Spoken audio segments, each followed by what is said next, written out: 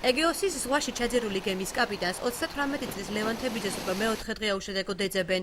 გემზე სულ 6 ქართველი მეზღვაური იმყოფებოდა. მათგან 5 წევრი ნაპოვნია. დაკარგული მეზღვაურის მეუღლე ირმა ტარიელაძე შესაბამის უწყებებს სამძებრო პროცესის გასაჯაროებასა და შემთხვევის ადგილთან ახლომდებარე კუნძულებზე მაშველების მობილიზებას თხოვს. ძალიან გულთან მიიტანონ ერთი ადამიანი, განსაზღვრავენ, რომ ერთი ადამიანი და არაფერი. ის ადამიანი ცოცხალია და საქართველოს მოქალაქეა. ჯერა რო ცოცხალია, ხმელეთზეა სადღაც, ჯერ გემის შემოწდეს, გამოვრიცხო უნდა, ყველაფერი უნდა გამოირიცხოს.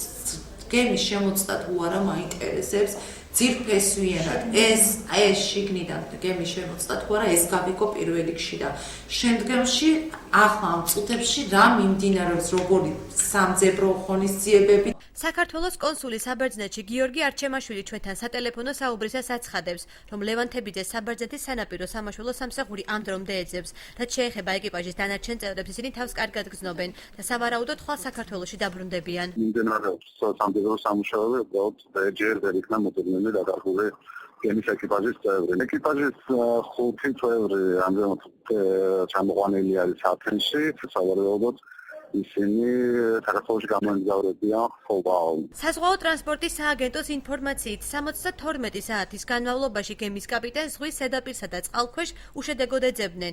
მისივე თქმით, მაშველებმა გემის დათვალიერება სიღრმის გამო ვერ მოახერხეს, თუმცა ამჟამად ძებნა ახლომდებარე კუნძულებზე კვლავ მიმდინარეობს. 72 საათის შემდეგ წყალქვეშ ძებნა უკვე შეაჩერეს. გემის შემოწმება წყალქვეშ ვერ მოხერხდა იმის გამო, რომ სიღრმე შეადგენს დაახლოებით 250 მეტრზე მეც და აქედან გამომდინარე ფიზიკურად ვერ შეძლეს მღვინთაება ამ სიღრმეზე მიღწევა. ჯერჯერობით მიმდინარეობს ოპერაციები ამ მომენტისათვის ვიზუალურად იქ უბედური შემთხვევის ადგილის ახლომახლო არის დაუსახლებელი პატარ-პატარა კუნძულები, მიმდინარეობს დათვალიერება. შეგახსენებთ, რომ სიერა ლეონეს დროშის ქვეშ მცურავი მშრალ ტვირთმზიდი გემი თურქეთის ქალაქ ალიაგადან კვიპროსში მიემართებოდა. ერთ-ერთი ვერსიით გემმა ჩაძირვა სანაპიროდან 19 მილის მოშორებით წყალქვეშა რიფთან შეჯახების შემდეგ დაიწყო.